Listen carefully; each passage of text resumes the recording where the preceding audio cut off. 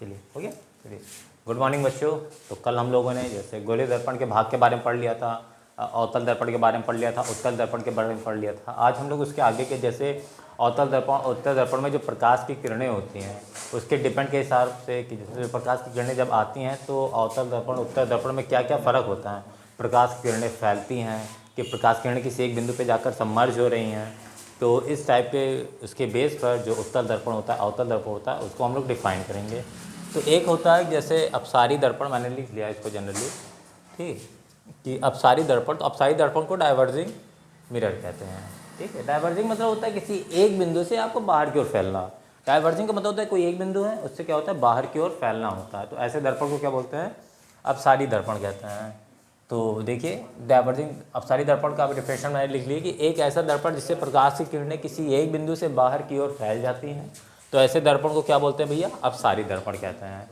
अब हम एक मिरर बनाना चाह रहे हैं, ठीक है, आप लोग बताइए खुद कमेंट में उसको बताइए कि वो कौन सा मिरर है इस टाइम। चलिए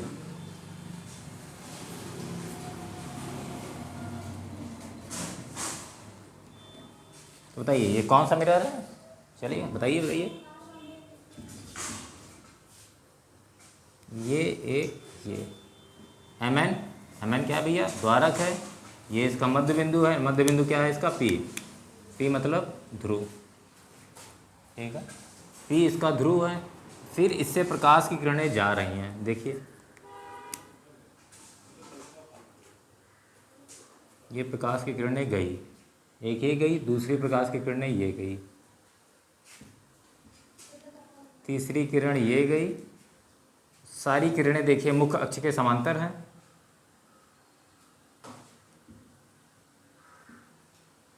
सारी किरणें क्या भैया, मुख्य अक्ष के आपके समांतर हैं। समांतर होने के बाद ये है आपका कौन सा दर्पण है, उत्तल दर्पण है। Very good. ये कौन सा दर्पण है आपका, ये आपका है उत्तल दर्पण। देखिए उत्तल दर्पण में क्या होता है, जब प्रकाश की किरणें आती हैं और परावर्तक पृष्ठ से टकराती हैं, टकराने के बाद वो, क्योंकि यहाँ पर देखिए दूसरी तरफ कलई हो रखी है तो परावर्तन की क्रिया में वो वापस लौटती हैं। अच्छा यहाँ पर देखिए नोटिस करिए, इसको ब्लैक पेन से वापस लौटने का बना रहे हैं। जो ये वापस लौटती हैं यहाँ पर एक कॉन्सेप्ट लगता है आपका, सिंपल सा कॉन्सेप्ट, क्या कि जो मुख्य अक्ष के समांतर अगर प्रकाश की किरणें आ रही हैं तो वो टकराने के बाद दर्पण के फोकस बिंदु से होके हो जाती हैं, ठीक है। तो क्योंकि ये उत्तल दर्पण है तो उत्तल दर्पण का फोकस बिंदु किधर होगा, इधर होगा, ये एफ, ये क्या है उत्तल बिंदु का फोकस बिंदु उत्तल दर्पण का। तो ये देखिए यहाँ पर आभासी प्रतिबिंब आपको क्या होगा, महसूस होगा प्रतिबिंब, कि प्रतिबिंब पीछे की ओर बन रहा है।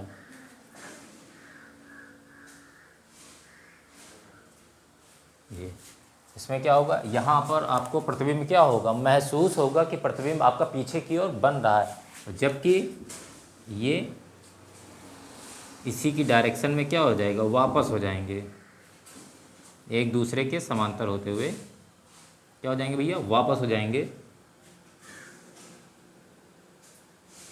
तो ऐसे दर्पण जिससे प्रकाश की किरणें, देखिए प्रकाश की किरणें किसी एक बिंदु से क्या हो रही है, देखिए एक बिंदु से बाहर की ओर फैल रही है। देखिए ये इधर फैल गया, ये इधर फैल गया। तो प्रकाश की किरणें किसी एक बिंदु से बाहर की ओर फैल रही है और ऐसे बिंदु को क्या बोलते हैं, या फिर ऐसे दर्पण को क्या बोलते हैं, अपसारी दर्पण। तो क्या हम अपसारी दर्पण को उत्तल दर्पण कह सकते हैं, जी हाँ बिल्कुल। इसलिए अपसारी दर्पण को और किस दर्पण के नाम से जाना जाता है, उत्तल दर्पण। तो आपके एग्ज़ाम में अगर अपसारी दर्पण भी कभी कभी एग्जाम में पूछ लेता है आपका 2 नंबर में कि अपसारी दर्पण तथा अभिसारी दर्पण को परिभाषित करिए, तो आपको ऐसे आपको प्रॉपर डेफिनेशन लिखनी है और फिर उसके बाद ये फिगर बना दीजिए, आपको प्रॉपर समझ में आ जाएगा, ठीक भैया। बोल यहाँ पर पी, चलिए थैंक यू। अब आगे का हम लोग देखते हैं अपसारी के बाद। अपसारी के बाद हम लोग जो देखेंगे वो है अभिसारी लेंस के लिए। अब हम अपसारी के बाद अभिसारी लेंस के बारे में पढ़ेंगे। तो चलिए देखते हैं कि अपसारी लेंस क्या होता है। अभी सारी लेंस, एक्चुअली लेंस नहीं दर्पण, अपसारी को बोलते हैं कन्वर्जिंग कन्वर्जिंग मिरर,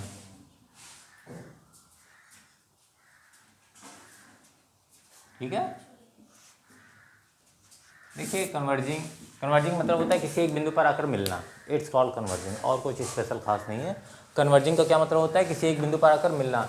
डाइवर्जिंग में एक बिंदु से बाहर की ओर जा रहा था, अब उसी को अगर रिवर्स करो तो वो बाहर से अंदर की ओर, मतलब कि फैली हुई वस्तु या फिर फैला हुआ प्रकाश की किरण एक बिंदु पर आकर मिल रहा है, तो उसी को क्या बोलते हैं, कन्वर्जिंग मिरर।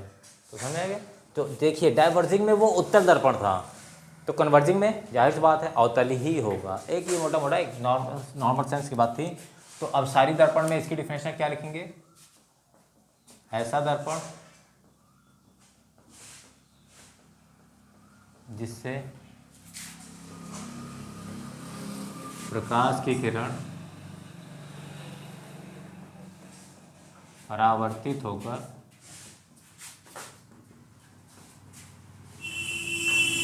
एक ही बिंदु पर आकर मिलती हैं, उसे अभिसारी दर्पण कहते हैं। उसे अभिसारी दर्पण कहते हैं। ठीक है, चलिए यहाँ पर अब अवतल दर्पण को ही अभिसारी दर्पण कहते हैं। ठीक है, अब यहाँ पर इसकी डिफिनेशन कुछ देख लीजिए, फोटो बना लेते हैं, समझते हैं। ये हमारा क्या है,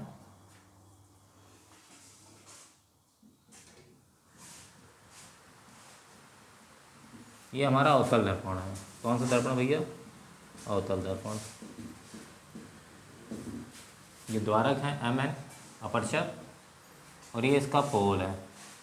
इसके पोल से क्या जा रहा है भैया, एक प्रिंसिपल एक्सिस या मुख्य अक्ष होते हुए जा रहा है। ये ठीक भैया, इसके पोल से एक मुख्य अक्ष होते हुए जा रहा है, इस पोल। इससे कुछ प्रकाश की किरणें मुख्य अक्ष के समांतर जा रही हैं, ये देखिए जा रही हैं। जाने के बाद जब वो टकराएंगी तो वो क्या होता है, उस मुख्य अक्ष पर स्थित फोकस बिंदु से होते हुए गुजरती है। तो देखिए अवतल दर्पण का फोकस बिंदु इस साइड था, उत्तल दर्पण का फोकस बिंदु इस साइड था, इसलिए उधर उस साइड जा रही थी। एक्चुअली उधर कलई होने की वजह उधर प्रतीत भी हो रही थी, लेकिन यहाँ पर हमारा कन्फर्म में पूरी प्रकाश किरणें आएंगी। तो ये हमारा क्या है, सपोज दैट ये हमारा फोकस बिंदु है, तो यहाँ से होते हुए प्रकाश की किरणें क्या करेंगी, वापस जाएंगी। मतलब ये प्रकाश की किरणें इधर से आई और ये वापस जा रही है, ये प्रकाश की किरणें इधर से आई और किधर वापस जा रही हैं, इधर वापस जा रही हैं। ये देखिए ये प्रकाश की किरणें इधर से आई और ये वापस जा रही हैं, और ये प्रकाश की किरणें इधर से आई और ये सभी फोकस बिंदु से होकर ही जाएंगी। तो सबको दिख रहा है भैया। और एक प्रकाश की किरण, मैंने बताया था कि ये भी एक तरह की प्रकाश किरण है, ये जिस अक्ष से आती है उसी अक्ष से वापस जा रही है। ठीक है, तो देखिए सभी प्रकाश किरणें मुख्य अक्ष से होते हुए, और देखिए ये फैली हुई, देखिए इधर फैली थी, ये फैली थी, ये फैली, सभी फैली हुई थी, और सभी फैल कर क्या हो गई, एक ही बिंदु पर आकर केंद्रित हो रही है। तो इस प्रकार के दर्पण को क्या बोलते हैं भैया, अभिसारी दर्पण कहते हैं या फिर कन्वर्जिंग मिरर कहते हैं। ठीक है, अगर यहाँ पर देखिए ये प्रकाश की किरण गई, इससे यहाँ पर रिफ्लेक्ट हुई, तो इनके बीच में अभिलंब डाला गया, वो अभिलंब बिंदु ये है। तो जो अभिलंब डाला गया है वो सी पर पड़ेगा। अभिलंब डालने की वजह से यहाँ पर इनके बीच में क्या बनेगा, एंगल बनेगा। ये एंगल आई है और ये एंगल आर है। ठीक बच्चों, तो ये हमारा क्या है, ये अभिसारी लेंस है या फिर उत्तल दर्पण का किरण आरेख है। जो इसके पहले पढ़ाया गया था वो उत्तल दर्पण का किरण आरेख है, ये अवतल दर्पण का किरण आरेख है। ठीक भैया, तो सभी लोग इसको नोट कर लीजिए, समझ जा रहे हैं सभी लोग इसको। ठीक है, तो हम लोगों ने अभिसारी लेंस के बारे में पढ़ लिया, अभिसारी लेंस के बारे में पढ़ लिया। अब हम लोग एक रिलेशन पढ़ लेते हैं कि वो रिलेशन क्या है,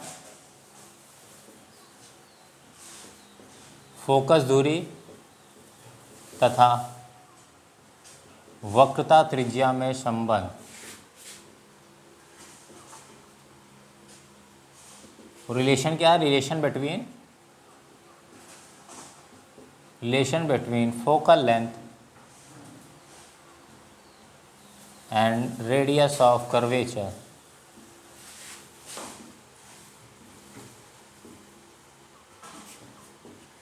relation between focal length and radius of curvature. तो इसमें बहुत सिंपल सा रिलेशन है। रिलेशन सभी लोग याद कर लीजिए। आपका न्यूमेरिकल पूछता है F=R/2। ठीक है, आपका जो वहाँ पर न्यूमेरिकल पूछेगा क्या पूछेगा, F=R/2। एक हमारा ये रिलेशन है जहाँ पर R क्या है, हमारे सबका वक्रता त्रिज्या है, रेडियस ऑफ कर्वेचर है। दूसरा F क्या है, स्मॉल f क्या है, फोकस दूरी है। ठीक है, तो ये इंपॉर्टेंट है, सभी लोग लिख लीजिए। इस पर अभी एक न्यूमेरिकल भी कहिए तो लगवा देते हैं। ठीक है, इस पर न्यूमेरिकल कुछ अभी, चलिए सभी लोग देख लीजिए, इसको नोट कर लीजिए। चलिए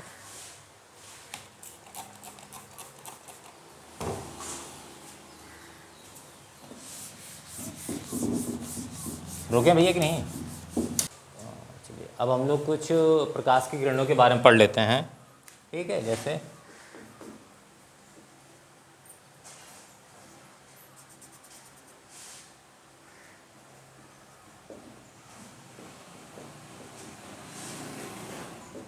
दर्पण द्वारा किरण आरेख का परावर्तन। ठीक भैया, तो दर्पण द्वारा किरण आरेख का परावर्तन, पहला किरण आरेख का परावर्तन क्या पढ़ेंगे कि जब प्रकाश की किरण, अगर मुख्य अक्ष, आप लोग समझ होंगे मुख्य अक्ष क्या होता है, जब प्रकाश की किरण मुख्य अक्ष के समांतर होते हुए जाती है तो वो टकराने के पश्चात फोकस बिंदु पर आकर गुजरती है। जब प्रकाश की किरण मुख्य अक्ष के समांतर होकर जाती है तो वो टकराने के पश्चात फोकस बिंदु से होते हुए आकर गुजरती है। इस पॉइंट को हम लोग लिखेंगे क्या, कि जब, या फिर अनंत से जब प्रकाश की किरण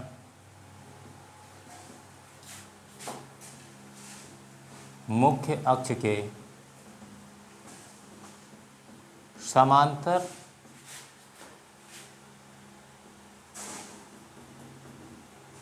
जाती है तथा दर्पण से टकराने के पश्चात वह फोकस बिंदु से होकर गुजरती है। ठीक है, इसका हम लोग फिगर देख लेंगे। पहला फिगर, चलिए उत्तल दर्पण में देखेंगे। ये क्या है, ये हमारा मुख्य अक्ष है। ये क्या है हमारा, MN द्वारक है, P पोल है, ये मुख्य अक्ष है। और मुख्य अक्ष के समांतर कोई प्रकाश की किरण जा रही है। देखिए मुख्य अक्ष के समांतर है, ये समांतर जाने के बाद ये क्या होगा, ये मुख्य अक्ष के फोकस बिंदु से होते हुए गुजरती है। ये इसकी कंडीशन है हमेशा। अभी आगे जब हम आपको कुछ कंडीशन वाले प्रकाश की किरणें पढ़ाएंगे तो उसके लिए ये इंपॉर्टेंट है कि आपको पता होना चाहिए। ये क्या है, ये अवतल दर्पण का है। यही चीज़ अगर उत्तल दर्पण में हो जाए, ये कलाई हो रखी है, MN द्वारक, ये देखिए मुख्य अक्ष, ये क्या है, P ध्रुव है हमारा। तो ध्रुव होने की वजह से क्या हुआ, जब प्रकाश की किरण मुख्य अक्ष के समांतर जा रही है, इसका एक्चुअली फोकस बिंदु तो अंदर होता है, क्योंकि उत्तल दर्पण है तो इसका फोकस बिंदु अंदर होगा। तो ये देखिए, क्योंकि कलाई हो रखी है तो उधर पार तो कर नहीं सकता, बट हमें ये महसूस होता है कि इसके फोकस बिंदु से होते हुए जा रही है, जो कि इधर रिवर्स कर जाती है। देखिए इधर ये आया और ये वापस परावर्तित हो गया, लेकिन इसके फोकस बिंदु से हमें क्या होता है, महसूस हो रहा होता है कि इसके फोकस बिंदु से होकर जा रही है। तो ये क्या है, ये अवतल दर्पण था, ये उत्तल दर्पण के लिए है। उत्तल दर्पण की जो सी पॉइंट है, वो सी पॉइंट कहाँ बनेगा, उसका जो सी पॉइंट होगा वो इस साइड होता है। उत्तल दर्पण का सी पॉइंट इस साइड होता है। ठीक है, और उत्तल दर्पण का, अवतल दर्पण का सी पॉइंट इस साइड, उत्तल दर्पण का सी पॉइंट इस साइड होता है। ठीक है, चलिए लेकिन हाथ इसी में कुछ चिन्ह परपाटी के बारे में बता देते हैं, अलग से टॉपिक नहीं बताना पड़ेगा। चिन्ह परपाटी क्या है, दर्पण के बाईं ओर या फिर जिस तरफ प्रकाश की किरणें आ रही हैं, ठीक है, जिस तरफ प्रकाश की किरणें आ रही हैं उस साइड दाईं ओर, मतलब कि देखिए प्रकाश की किरणें किस तरफ आ रही हैं, इस तरफ आ रही हैं। प्रकाश की किरणें इस तरफ आ रही हैं, या फिर एक सिंपल सी भाषा में जानिए, दर्पण के बाईं ओर के जितनी भी चीज़ें हैं उन्हें हम लोग माइनस लेंगे, और दर्पण के दाईं ओर की जितनी भी चीज़ें उन्हें क्या लेंगे, प्लस लेंगे कैलकुलेशन में हम लोग। उसी तरह इधर दर्पण के बाईं ओर जितनी भी चीज़ें हैं उन्हें माइनस लेंगे, और दर्पण के दाईं ओर जितनी भी चीज़ें उन्हें प्लस लेंगे। ये चीज़ समझ में आ रहा है। दर्पण के बाईं ओर, जैसे अगर अवतल दर्पण की बात करें तो अवतल दर्पण में फोकस दूरी माइनस सी, एक्चुअली तो रेडियस ऑफ कर्वेचर है, इसका कोई सी नहीं है। यहाँ पर देखिए उत्तल दर्पण में फोकस दूरी प्लस में आएगी, क्यों, क्योंकि ये दाईं ओर है। ठीक है, एक ये नॉर्मल सा कॉन्सेप्ट रखिए कि दर्पण के बाईं ओर माइनस, दर्पण के दाईं ओर प्लस। इसके लिए भी दर्पण के बाईं ओर माइनस, दर्पण के दाईं ओर प्लस। उससे कोई दिक्कत नहीं, आप इधर प्लस ले लो इधर माइनस, उससे कोई दिक्कत नहीं। एक कैलकुलेशन के लिए होता है, आपको बाद में आपका आंसर एग्जैक्ट आएगा। केवल प्लस माइनस का फ़र्क होता है, वो प्लस माइनस केवल वो आपके ऊपर डिपेंड होता है क्या डिसाइड करना है, प्लस लेना है कि माइनस लेना है, जैसा सीन है। ठीक है, लास्ट में लेकिन आपको आंसर सही लिखना पड़ेगा। जैसे हमने इस साइड माइनस लिया है, तो अगर हमारा आंसर माइनस में ही आ रहा है तो हम क्या करेंगे कि दर्पण इस साइड है, लेकिन आपने इस साइड प्लस लिया है और आपका आंसर माइनस में आ रहा है, तो आपको क्या बताना पड़ेगा कि दर्पण या फिर वो प्रतिबिंब या फिर जो भी चीज़ है वो इस साइड का सीन था, क्योंकि आपका साइन अपोजिट हो गया। ठीक है, तो हम लोग इसी साइन को फॉलो करेंगे ताकि आगे दिक्कत नहीं जाएगा। चलिए, एक सेकंड कंडीशन जो है वो क्या है कि जब कोई प्रकाश की किरण, मैंने आपको बता रखा है, जब कोई प्रकाश की किरण वक्रता केंद्र, कहाँ गया ये, जब कोई प्रकाश की किरण वक्रता केंद्र से होते हुए जाती है तो वो जिस मार्ग से जाती है उसी मार्ग से वापस आ जाती है। चलिए इस पॉइंट को लिख लेते हैं, क्या कि जब कोई किरण वक्रता केंद्र से होकर गुजरती है तो वह उसी मार्ग से वापस आ जाती है। इसको देखते हैं अवतल दर्पण में। ये हम लोगों ने कलाई कर दी, ये द्वारक MN अपर्चर, ये फोकस पॉइंट P, ये क्या है फोकस पॉइंट P। यहाँ पर आपका F है और ये आपका सपोज दैट C। तो क्या कि जब कोई, ये आपका पॉइंट क्या है भैया, C है। तो जब कोई प्रकाश की किरण वक्रता केंद्र से होते हुए जा रही है, तो देखिए अगर कोई प्रकाश की किरण वक्रता केंद्र से होते हुए जा रही है तो तिरछा हो गया, लेकिन चलिए, तो वो जिस रास्ते जाती है उसी मार्ग से वापस लौट आती है। इसका सीन क्या है, ऐसा क्यों, क्योंकि हम लोगों ने अभी जनरली देखा था, अगर इस फिगर में हम लोग देखें तो वक्रता केंद्र से होते हुए हम लोग एक अभिलंब डालते हैं। अभिलंब डालने से क्या था, वो अभिलंब आपतित किरण तथा परिवर्तित किरण के बीच में जो I और R कोण बना था उसको दो बराबर भागों में बांटता है। अगर किरण इसी रेखा पर ही जाएगा, आप समझ रहे हैं, इनको दो बराबर भागों में बांट रहा था C, अगर किरण C से ही होकर जा रहा है तो क्या इनको बांट पाएगा, नहीं, ये जिस रास्ते गया उसी रास्ते से ही वापस आएगा, क्योंकि अब आपके पास कोई परावर्तित किरण नहीं बचा है जिसके बीच में I और R एंगल बनाया जाए। तो ये जिस रास्ते गया है उसी रास्ते वापस आ जाएगा। इसलिए क्यों, क्योंकि ये लंब के या फिर अभिलंब के अनुदिश है। ऐसा क्यों है, अभिलंब के अनुदिश होने के कारण, लिख लीजिए, ऐसा क्यों है, अभिलंब के अनुदिश होने के कारण। ठीक भैया, चलिए वहीं पर अगर इसको उत्तल दर्पण में देखा जाए,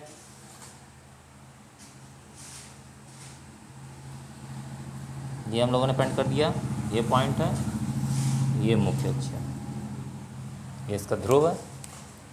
चलिए इसका एक F है और इसका वक्रता केंद्र ये C है। तो क्या होगा, प्रकाश की किरणें इसके वक्रता केंद्र से होते हुए जाते हुए लग रही हैं, जैसे ये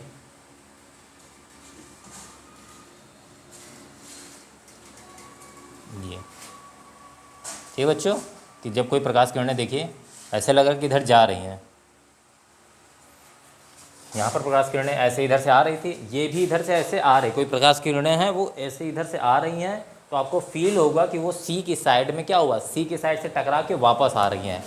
एक्चुअली टकरा के वो इधर ही से वापस आ जा रही हैं क्योंकि पीछे कलई हो रही है।